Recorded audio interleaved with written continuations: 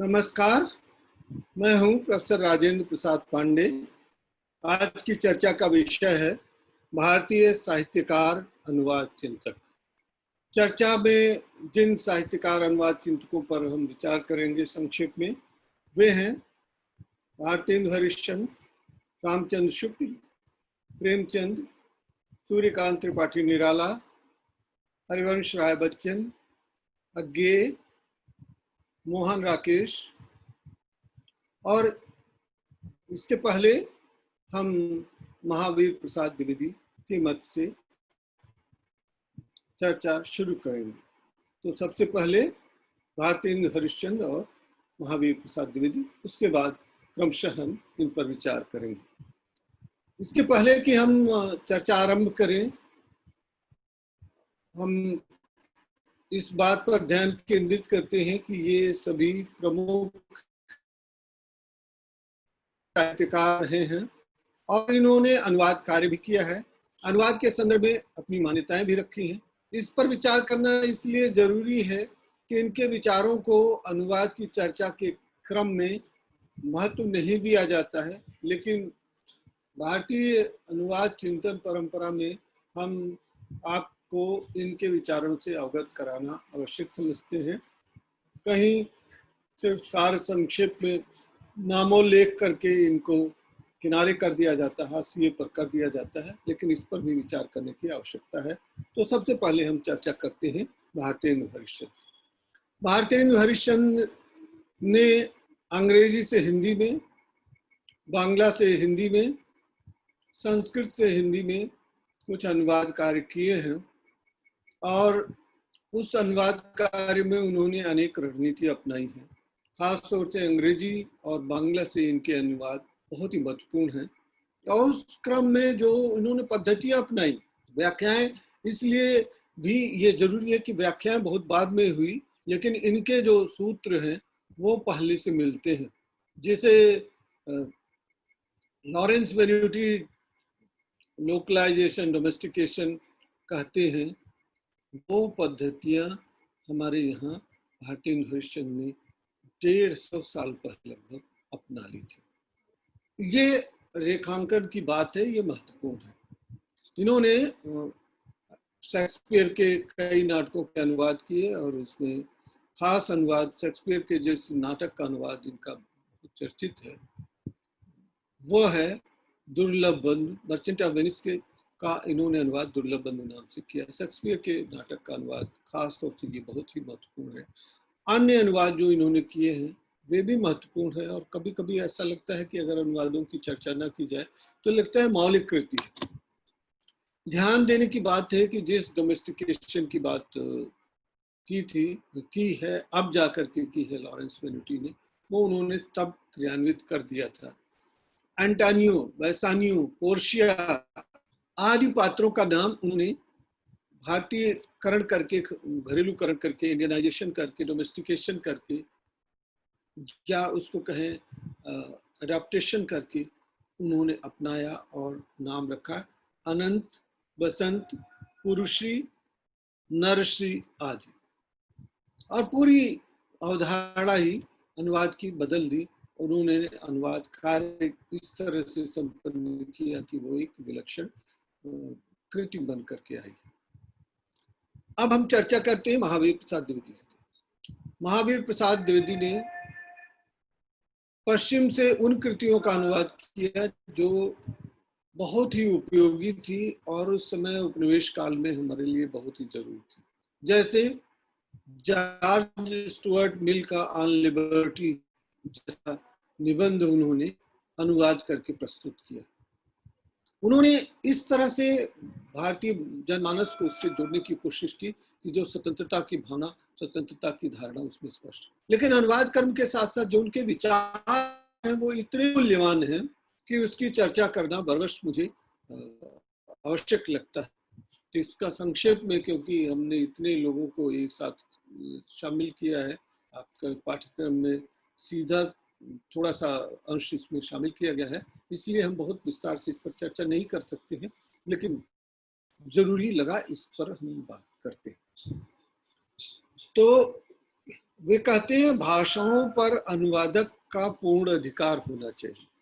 पहली शर्त क्या है कि जिस भाषा में अनुवाद कर रहे हैं और जिस भाषा से अनुवाद कर रहे हैं उस पर अनुवादक का पूर्ण अधिकार होना चाहिए, कमांड होना चाहिए, अन्यथा अनुवाद की प्रक्रिया में नहीं जुड़ना चाहिए। दूसरी बात, मूल पुस्तक की अर्थ ध्वनि कुछ और अनुवाद की कुछ और, ऐसा नहीं। दूसरी महत्वपूर्ण बात क्या कि ऐसा नहीं कि आप पूरी तरह से उसका काया पलट कर दीजिए, अर्थ का अनर्थ कर दीजिए, ऐसा नहीं करना चाहिए। क्या करना चाहिए कि मूल पुस्तक का भी जो अर्थ है उसके साथ अनुवाद करते समय अनुदित पुस्तक में भी वही अर्थ होना चाहिए, उससे बहुत विभिन्न नहीं हो सकता। और तीसरी महत्वपूर्ण बात उन्होंने कही, अक्षरशः अनुवाद नहीं करना चाहिए। लिटरल ट्रांसलेशन के वे हिमायती बिल्कुल नहीं थे, और जितने भी महत्वपूर्ण चिंतक है लिटरल ट्रांसलेशन की पक्षधरता नहीं रखते। तीसरे महत्वपूर्ण जो अनुवादक हैं, अनुवाद के बारे में उन्होंने चिंतन भी किया है, वे हैं आचार्य रामचंद्र शुक्ल। आचार्य रामचंद्र शुक्ल ने शशांक, जो राखाल दास बंदोपाध्याय उनका उपन्यास था, उसका हिंदी अनुवाद किया बांग्ला से हिंदी में, और विलियम एम्सन का द लाइट ऑफ एशिया का बुद्ध चरित्र नाम से हिंदी में अनुवाद किया। बेकन के रिडल ऑफ यूनिवर्स उसका अनुवाद किया। तो रिडल ऑफ यूनिवर्स में विश्व प्रपंच की भूमिका के नाम से इन अनुवादों के साथ साथ उन्होंने अनुवाद के विषय में भी कुछ महत्वपूर्ण बातें बताई। जैसे शशांक का अनुवाद करते हुए उन्होंने कहा कि ये बात तो सही है कि अंग्रेजी से हिंदी में अनुवाद करने की तुलना में बांग्ला से हिंदी में अनुवाद करना सरल है, क्योंकि ये भारतीय भाषा है। लेकिन उन्होंने जो अनुवाद के बारे में दो तीन महत्वपूर्ण पते की बातें कही हैं वो ध्यान देने योग्य। उन्होंने कहा, एक शब्द इस्तेमाल किया, अपरिपक्व अनुवादक। तो कुछ लोग जिसे हम शौकिया अनुवादक कहते हैं या कचरे ज्ञान वाले अनुवादक कहते हैं, उनको तो बिल्कुल इस दिशा में कार्य नहीं करना चाहिए। तो उन्होंने कहा कि क्या होता है कि कभी कभी अपरिपक्व जो अनुवादक हैं वो हिंदी में भी अप्रयुक्त बांग्ला शब्दों का अनुवाद रहने देते हैं, उन अनुवाद में भी उन्हीं शब्दों का प्रयोग छोड़ जाते हैं, बांग्ला से हवाले से कहा। यानी जो हमारी भाषा का शब्द ही नहीं है, उसका प्रयोग नहीं होता है या कम से कम होता है, उसको हम क्यों वहां ले आए। हमें अनुवाद करते समय ये सावधानी बरतनी चाहिए, इसको देखने की आवश्यकता है। ये बहुत ही महत्वपूर्ण दो तीन बातें कही हैं। और फिर उन्होंने ये कहा कि अनुवाद पढ़ते समय ये नहीं लिखना चाहिए, मिलान नहीं करना चाहिए कि किस वाक्य का अनुवाद, जितना स्पष्ट हो जाना चाहिए। और जाहिर सी बात है, आप वहां देखें कि जब उन्होंने बुद्ध चरित्र की भूमिका का अनुवाद किया, बुद्ध चरित्र का अनुवाद मतलब अनुदित कृति बुद्ध चरित्र के रूप में आई लाइट ऑफ एशिया, तो वहां शब्दानुवाद बिल्कुल नहीं। इसी तरह रिडल ऑफ यूनिवर्स भी विश्व प्रपंच है, विश्व पहेली नहीं, प्रपंच है। क्यों है कि रेटरिक है, वो रेटरिक है। रेटरिक अर्थ इस अर्थ में है कि वो तर्क और विमर्श है, तो रेटरिक है, इसलिए वो रिडल वहाँ ऐसा नहीं है। प्राणी विज्ञान का जो जर्मन हेकन की, जो हेकन में शायद उच्चारण दोष ना हो तो बिल्कुल हेकन हेकन की पुस्तक है, और हेकन की जो पुस्तक है रिडल ऑफ यूनिवर्स, उसका जब अनुवाद किया तो विस्तृत भूमिका लिखी, 150 पेज की लगभग किताब, उतनी बड़ी भूमिका, और इस विस्तार से उन्होंने उसके विषय ज्ञान को बताने की कोशिश की, कैसे उसका औचित्य है, कितना महत्वपूर्ण है। अब हम आते हैं सूर्यकांत त्रिपाठी।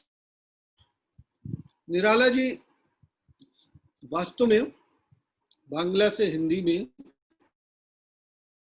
अनुवाद के प्रखर अध्येता रहे। उन्होंने अनेक कृतियों का अनुवाद किया, बांग्ला जानते भी थे, और बांग्ला के साथ साथ वे उससे जुड़े भी थे, बंगाल में रहे भी, तो बांग्ला से उनकी रचनाएं प्रभावित भी हैं। रविन्द्रनाथ ठाकुर का प्रभाव है वहाँ दिखाई देता है, अरविंदो का भी प्रभाव वहाँ दिखाई देता है। और जो उनकी उत्तरवर्ती कविताएं हैं उस पर तो विवेकानंद का भी बहुत प्रभाव दिखाई देता था। अरविंदो का कम, विवेकानंद का ज्यादा। तो विवेकानंद, टैगोर के प्रभाव उनके यहाँ दिखाई देते हैं, लेकिन टैगोर का प्रत्यक्ष प्रभाव नहीं दिखाई देता है। विवेकानंद का प्रभाव सबसे ज्यादा उन पर पड़ा था, और अंतिम रचनाएं उनकी अंतिम दौर की रचनाएं इससे प्रेरित हुई थी। वे महत्वपूर्ण बात कहते थे कि अनुवाद की, अच्छा ये दौर ऐसा था कि जो अनुदित कृतियां होती थी तो ये लोग अनुवाद समीक्षा भी लिखते थे। प्रेमचंद ने भी लिखा है। प्रेमचंद ने जो है किस संदर्भ में लिखा है, उन्होंने नया जमाना में लिखा है, उसकी भी चर्चा भी करते हैं। तो उन्होंने बताने की कोशिश की निराला ने कि मूल की भाषा और भावों से अनुवाद की भाषा और भावों को मिलाना जरूरी है, और जब नहीं मिले तो ये सफल अनुवाद नहीं होता। एक बहुत ही महत्वपूर्ण बात, मूल की भाषा और भावों से अनुवाद की भाषा और भावों का शिथिल ना होना बहुत ही जरूरी है। ढीला नहीं होना चाहिए, लूज शंटिंग नहीं होनी चाहिए। बिल्कुल निराला के शब्दों के हवाले से हम कहें तो ये बहुत ही महत्वपूर्ण बात है। मूल की भाषा और भावों से अनुवाद की भाषा और भावों को शिथिल ना होने देना ही बहुत ही महत्वपूर्ण बात है। अनुवाद के संदर्भ में इसका उपाय रखना चाहिए, इसकी जो सावधानी है अनुवादक को बरतनी चाहिए। ये लोग अनुवाद समीक्षाएं भी लिखते थे। निराला ने लिखी है, प्रेमचंद ने लिखी है, बच्चन ने लिखी है, अग्गे ने भी लिखी है। मोहन राकेश के विचार भी उनकी अनुदित कृतियों में दिखाई देते हैं। तो अब हम आते हैं प्रेमचंद की। हम जैसा जानते हैं प्रेमचंद हिंदी उर्दू के दोनों के ज्ञाता थे। पहले उन्होंने उर्दू में लिखा और अपनी ही कृतियों का उन्होंने हिंदी में अनुवाद किया। बाजार हुस्न का सदन, इस तरह से अनेक कृतियों का अनुवाद किया। गोदान संभवतः पहली बार हिंदी में लिखी गई रचना थी, और उसके पहले पहले उर्दू में लिखते थे और फिर उसका हिंदी अनुवाद करते थे। तो उन्होंने जमाना एक पत्रिका थी, उसमें जब कालिदास की रचनाओं के उर्दू में अनुवाद हुए तो विस्तार से उसकी समीक्षा लिखी, और उन्होंने बताने की कोशिश की कि दो तीन महत्वपूर्ण बातें उन्होंने की। पहली बात तो ये कि अनुवाद के बहुत ज्यादा पक्षतर्क नहीं थे, कि अनुवाद के भरोसे जो है साहित्यिक चीजें विकसित होनी चाहिए। मूल रचना करती रहनी चाहिए, लेकिन विश्व की श्रेष्ठ कृतियों का भी अनुवाद किया जाना चाहिए, उसके साथ जोड़ा जाना चाहिए। लेकिन साथ साथ वो ये भी बताते थे कि उधार के हीरे जवाहरात से कोई सुखी नहीं हो सकता है, कोई बड़ा नहीं बन सकता है, कोई महत्वपूर्ण नहीं बन सकता, कोई समृद्धशाली नहीं हो सकता है। तो ये भी सावधानी रखने की जरूरत है कि कैसे अपनी भाषा को विस्तृत, संपन्न और समृद्ध किया जा सकता है। अब आते हैं हरिवंश राय बच्चन की। हरिवंश राय बच्चन जैसा फिट्जराल्ड की जो उमर खयाम की रुबाइयां हैं अंग्रेजी में, उसको आधार बना करके और मधुशाला नामक रचना की। तो मधुशाला अपने आप में श्रेष्ठतम रचना बन गई है। हिंदी साहित्य का इतिहास अधूरा रहेगा अगर मधुशाला का जिक्र न हो। न केवल हिंदी साहित्य का इतिहास बल्कि विश्व की प्रमुख कविताओं में मधुशाला एक है, और हरिवंश राय बच्चन ही श्रेष्ठतम कवियों में माने जाते हैं। उन्होंने जब फिट्जराल्ड की अनुवाद की समीक्षा की, जो उन्होंने फिट्जराल्ड ने जो उमर खयाम की रुबाइयों का अनुवाद किया था, उसकी जब समीक्षा की तब उन्होंने देखा कि कैसे उनको लोकप्रियता मिली और लोकप्रियता का जो प्रमाण था वो कुशल अनुवादक के रूप में उनकी प्रकृति, और उस बहाने से उन्होंने अनुवाद के संदर्भ में अपनी व्याख्या की, अपनी धारणाएं भी रखी, अपने मत भी प्रस्तुत किए, बताने की कोशिश की कि कैसे ये मूल्यवान है, कैसे ये बहुत ही महत्वपूर्ण है, कैसे ये बहुत ही उपयोगी है, इसको समझना कितना जरूरी है। इस प्रक्रिया में उन्होंने बताया कि भावों और ध्वनियों का सामंजस्य क्या होना चाहिए, भाव और ध्वनियों का सामंजस्य होना चाहिए, खासतौर से कविता के अनुवाद में, और ये फिट्जराल्ड ने बिल्कुल सही ढंग से कह दिया था।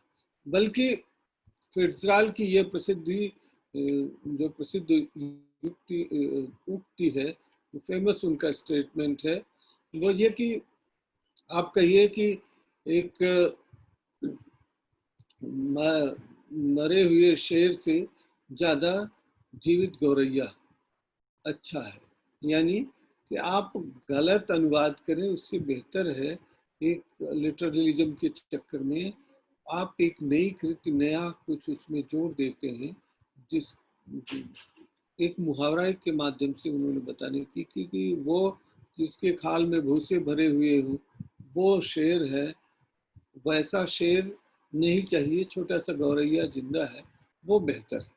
इसका अर्थ यही है कि आप कुछ भी कीजिए नया उसमें जोड़ना चाहिए, नया उल्लेखनीय विशिष्ट होना चाहिए, तभी तो ये कार्य संपन्न होगा, तभी तो ये बेहतर होगा, तभी तो ये समझा जाएगा, तभी तो ये देखने की जरूरत है कि वो कितना मूल्यवान है। अब हम ये देखें कि ये बच्चन जी का ये मत किस संदर्भ में था। बच्चन जी का ये मत नहीं, मैंने अभी बताया कि फिट्जराल्ड का मत था कि जीवित गौरैया भूसे भरे हुए खाल वाले शेर से बेहतर है, मरे हुए खाल से बेहतर है। उसका मतलब एक नई जो है अवधारणा फिट्जराल्ड ने की। फिट्जराल्ड की व्याख्या करते हुए, उसके अनुवादों की व्याख्या करते हुए हरिवंश राय बच्चन ने इस रूप में प्रस्तुत किया कि जो भाव और ध्वनियों का पूर्ण सामंजस्य होना चाहिए, और ये फिट्जराल्ड के अनुवादों में है। फिर उन्होंने दूसरी महत्वपूर्ण बात क्या कही कि सरल मुहावरेदार भाषा होनी चाहिए और पुनरुक्तियों से बचना चाहिए, टॉटोलॉजी से बचने की कोशिश की जानी चाहिए। लेकिन इतनी सार्थक और मूल्यवान बातें उन्होंने कही हैं कि भाषा जब तक मुहावरेदार नहीं होगी, जब तक बोधगम्य नहीं होगी, तो वो आपके भीतर उतरेगी ही नहीं, समझ में नहीं आएगी बात। ये संक्षेप में बात उन्होंने फिट्जराल्ड के अनुवाद विश्लेषण के संदर्भ में कही है। ये ध्यान देने योग्य बात है।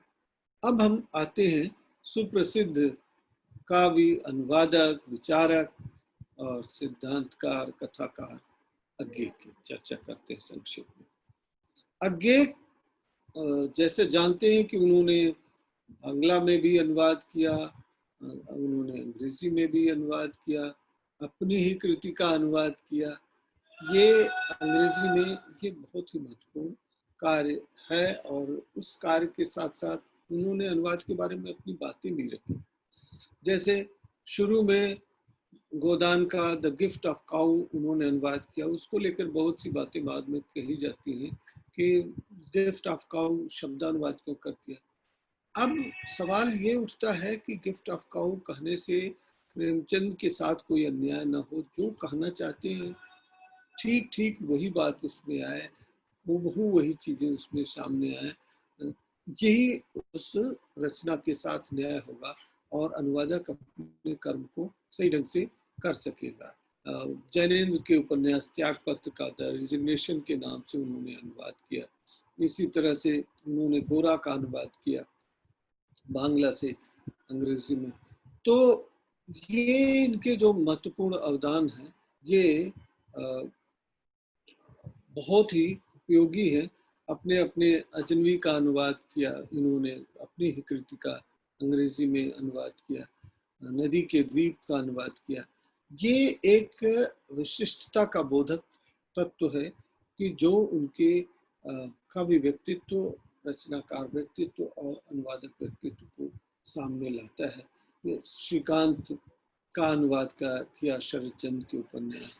इस तरह से उन्होंने अनुवाद के क्षेत्र में बहुत ही महत्वपूर्ण योगदान किया, व्यवहारिक अनुवाद के स्तर पर भी और अनुवाद के संदर्भ में उनके विचार भी महत्वपूर्ण है। तो उन्होंने अनुवाद का विश्लेषण भी किया है, ट्रांसलेशनल रिव्यू भी उन्होंने लिखे, अनुवाद की समीक्षा भी की है और समीक्षा के संदर्भ में भी ये उल्लेखनीय बात है कि कैसे उन्होंने चीज़ों को परखने की, देखने की कोशिश की है और कैसे उनको अपनाने की और प्रस्तुत करने की कोशिश की है।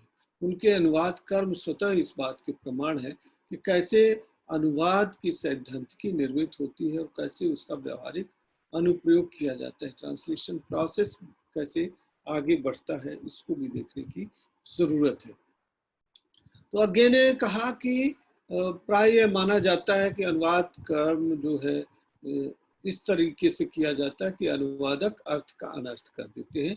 उनके अनुसार ये भ्रामक धारणा है। क्यों भ्रामक धारणा है? क्योंकि कभी अनुवादक उसमें नई छवि जोड़ देता है, नई निर्मित उत्पन्न कर देता है। इसीलिए तो अनुवादक को सर्जक के रूप में मान्यता मिलने लगी है। कई अनुवादकों ने श्रेष्ठतम कृतियों का अनुवाद किया, इतना बेहतरीन अनुवाद किया कि वो अनुवाद की नई छवि निर्मित हो गई। अनुवादक जो है नया रचनाकार बन के उभरा है। न्यू राइटिंग और री राइटिंग कहने का अभिप्राय केवल इतना ही नहीं है कि वो एक नई बात कह दी गई है, बल्कि असल में उसे व्यवहारिक धरातल पर उसका काया पलट कर दिया जाता है। एक नए भूगोल में, नए संसार में वो प्रस्तुत कर दिया जाता है उस कृति को इस रूप में। तो इसीलिए वे कहते हैं कि अनुवादक अर्थ का अनर्थ कर देते हैं। ये बात नितांत भ्रामक है, ये झूठ है, झूठ के अलावा कुछ नहीं है। असल में वे यहाँ तक कहते हैं कि समस्त अभिव्यक्ति अनुवाद, जो कुछ भी हम कहते हैं अनुवाद है। अनुवाद की व्यापक व्याख्या आगे की ये धारणा कितनी समीचीन है, कितनी सापेक्ष है, समकालीन अनुवाद चिंतन के आलोक में कैसे जुड़ती है कि जो भी कहीं ना कहीं हम करते हैं इन wide term it is called translation. जब हम अपने विचारों को आपके सामने व्यक्त करना चाहते हैं, आपसे हम रूबरू हैं, आपके साथ बात कर रहे हैं, तो कहीं ना कहीं अपने भावों को हम संप्रेषित कर रहे हैं, प्रकट कर रहे हैं। ये हम अपनी भाषा से अनुवाद ही तो कर रहे हैं, अपने विचारों का अनुवाद आपके सामने ले जाते हैं। तो इस व्यापक परिप्रेक्ष्य में समस्त अभिव्यक्ति, जो भी हम एक्सप्रेशन करते हैं, जो भी expression of meaning, expression of thought, expression of ideas, expression of views, expression of facts, these all kind of expressions may be called as translation। ये इस तरह से उनका जो विचार है अत्यंत उपयोगी और मूल्यवान है कि समस्त अभिव्यक्तियां अनुवाद होती हैं। अब वो दो अन्य कठिनाइयों की बात करते हैं। इतनी अनुवाद प्रक्रिया की व्यवहारिक समझ से वो चीजों को स्पष्ट करते हैं, उस पर ध्यान देने की जरूरत है। वे कहते हैं कि बाह्य समस्याएं होती हैं। बाह्य समस्याएं कैसे होती हैं? भाषा की कठिनाई। ऐसी भाषा का अनुवाद करना पड़ता है जो जिससे आप परिचित नहीं है या परिचित हैं भी तो उसका मुहावरा अलग है, तो उसका अभिव्यक्ति कौशल अलग है, उसके विश्लेषण की प्रक्रिया अलग है। तो शब्द की रूढ़ी और शब्द का इतिहास भी जुड़ा होता है उससे। शब्द की रूढ़ी, कन्वेंशन, ये शब्द रूढ़ी क्या है? काव्य रूढ़ी, जैसे हम जानते हैं काव्य रूढ़ियों में कवि समय, काव्य रूढ़ियाँ, ये मुहावरेदार शब्द है। ये मतलब वैल्यू लोडेड टर्म है, अवधारणात्मक शब्द है, उससे जोड़ने की जरूरत है, उनके साथ साहचर्य स्थापित करने की जरूरत है। उसके शब्द की प्रकृति केवल व्युत्पत्ति ही नहीं, उसके जो प्री टेक्स्ट है या टेक्सुअल और कॉन्टेक्सुअल मीनिंग है, उसको भी समझने की जरूरत है, उसको भी देखने की जरूरत है, तभी हम सही ढंग से अनुवाद कार्य कर पाएंगे। तो ये बाहरी कठिनाइयां हैं। भीतरी कठिनाई क्या है कि उसके भावों को सही ढंग से समझिए, उसके भावों के साथ तारतम्य स्थापित कीजिए, उसके साथ जुड़िए। अब हम आते हैं मोहन राकेश के विषय में। मोहन राकेश ने संस्कृत के नाटकों का हिंदी में अनुवाद किया, जिसमें अभिज्ञान शाकुंतलम का शाकुंतल के नाम से और शूद्रक के मृच्छकटिकम का अनुवाद मृच्छकटिक के नाम से किया। विज्ञान शाकुंतलम जैसा हम जानते हैं कालिदास की रचना है, कालिदास का नाटक है, उसका उन्होंने अनुवाद किया। तो संस्कृत से भी अनुवाद किए और अंग्रेजी के 4 उपन्यासों का उन्होंने हिंदी में अनुवाद किया। और वे उपन्यास हैं जो कहे पापा सो कहे पापा, दूसरा है कि फ्लावर्स ऑफ हिरोशिमा का अनुवाद किया, हिरोशिमा के फूल। और इस तरह से उन्होंने 4 जो महत्वपूर्ण पुस्तकें थी, उपन्यास थे, उसका अनुवाद किया। पापा के माध्यम से उन्होंने उस दौर की स्थितियों का भी वर्णन किया। तो अनुवाद जो उन्होंने किया व्यावहारिक स्तर पर तो बहुत तो किया ही, लेकिन उनके जो उद्धरण है वे बहुत उल्लेखनीय है, वे बहुत महत्वपूर्ण है। वो महत्वपूर्ण क्या है कि उन्होंने कहा कि अनुवाद प्रक्रिया के माध्यम से अनुवाद कैसे किया जाना चाहिए। तो वो अनुवाद करते समय अपने निजी अनुभव से ये बताने की कोशिश करते हैं। कहते हैं कि अनुवाद करना किसी दूसरे की रचना प्रक्रिया से गुजरते हुए उस प्रक्रिया को अपने से आत्मसात करके चलना। अब शब्दों पर ध्यान दीजिए। अनुवाद करना किसी दूसरे की रचना प्रक्रिया से गुजरते हुए। जब हम अनुवाद करते हैं तो इंटरनलाइज करने की कोशिश हमें करनी चाहिए। दूसरे ने रचना की, उस रचना प्रक्रिया से आप स्वयं गुजरिए। आपने रचना नहीं की है, लेकिन रचना प्रक्रिया से आपको गुजरना होगा। उसकी रचना प्रक्रिया से गुजरते हुए उस प्रक्रिया को, उस प्रोसेस ऑफ ट्रांसलेशन को अपने में आत्मसात करके चलना, इंटरनलाइज करना। जैसे as if you are creator, if you are making another work. एक जैसे आप एक नई रचना की सृष्टि कर रहे हैं, निर्मित कर रहे हैं, एक नई रचना बना रहे हैं, नया रचना कौशल कर रहे हैं, उसका विकास कर रहे हैं, उसकी निर्मित कर रहे हैं। तो इस संदर्भ में देखने की जरूरत है। रचना प्रक्रिया में ये बात आती है।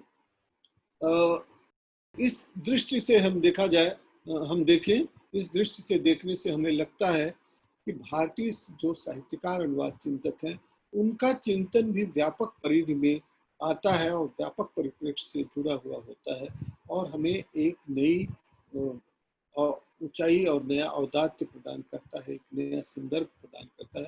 आज संक्षेप में हिंदी के प्रमुख साहित्यकारों और अनुवादकों तथा अनुवाद चिंतकों के संदर्भ में आपके समक्ष अपने विचार रखे हैं। आशा है इससे आपको ये जानकारी जरूर मिली होगी कि भारतीय जो साहित्यकार हैं वे कितने विशिष्ट अनुवादक और अनुवाद चिंतक रहे हैं। उन्होंने उन बातों को अपनी भाषा में सहजता से, बिना किसी औदात्य बोध के, बिना किसी गरिमा बोध के, बिना ये घोषणा किए कि मैं अनुवाद चिंतन कर रहा हूँ, बिना विस्तार में गए उन्होंने संक्षिप्त में प्रस्तुत की है। अपनी अनुवाद प्रक्रिया को भी समझाया है, अनुवाद से अपेक्षाओं को भी समझाया है, अनुवादक के गुणों की भी व्याख्या की है। तो ये श्रेष्ठतम रचनाकार रहे हैं। उनके विचारों से आपको लाभ मिलेगा, जिसमें हमने लगभग 7-8 रचनाकारों के विचारों को प्रस्तुत किया है। आशा है ये चर्चा आपके लिए बहुत उपयोगी रही होगी और इस माध्यम से हम जान सकेंगे कि अनुवादक के गुण क्या हैं। हम घरेलूकरण की प्रक्रिया, विदेशीकरण की प्रक्रिया, आत्मसातीकरण की प्रक्रिया, अनुवादक और रचनाकार की रचना प्रक्रिया में सामंजस्य स्थापना, और इसके साथ साथ फिर हम ये भी देखने की कोशिश करेंगे कि कैसे अनुवाद करते समय कोई व्यक्ति कितना छूट लेता है और कितना उससे नया जोड़ता है, कितना उसमें घटाता है, कितनी नई उत्पन्न करता है। चर्चा उपयोगी रही होगी, इसी विश्वास के साथ अभी ये चर्चा समाप्त करते हैं और फिर अगले विषय पर